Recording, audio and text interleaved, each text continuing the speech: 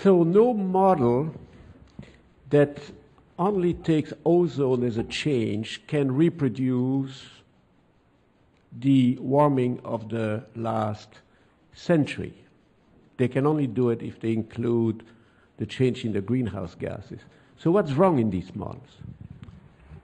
Turns out there's a fundamental misunderstanding about what energy is and how we measure and calculate it. Richard Feynman in 1963, 2 years before receiving the Nobel Prize in quantum electrodynamics, which is really a lot of what we're talking about here, said in physics today we really don't understand what energy is, but we don't think it comes in bits and blobs that can be added together. All the climate models we're using today and the whole radiative forcing approach that we use to understanding climate is assuming that energy comes in bits and blobs. The reason why the models seem to give reasonable answers these days is because the models calculate there's more energy in the infrared than there is in the ultraviolet. But you and I know when you go outside in the sunshine, you get hot and you can get sunburned. That's energy. When you go outside at night bathed in infrared, you don't even get warm. So there's a fundamental mistake in how we're calculating energy at the moment.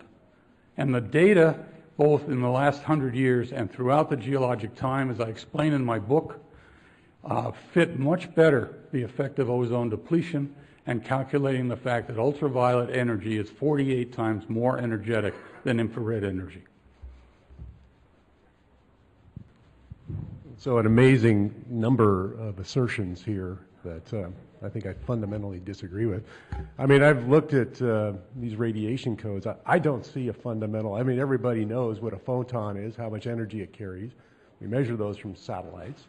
I just don't see that those radiation models are incorrect.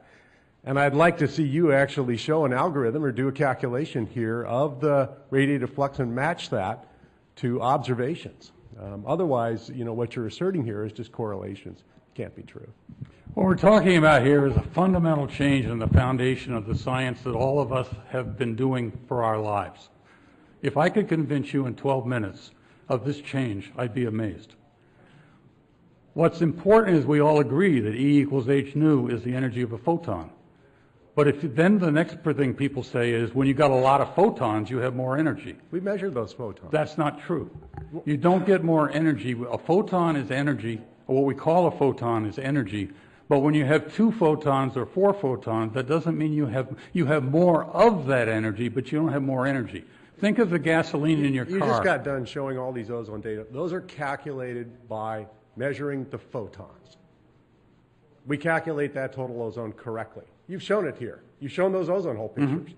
Now you're asserting that we don't measure them correctly. I mean, which way is it?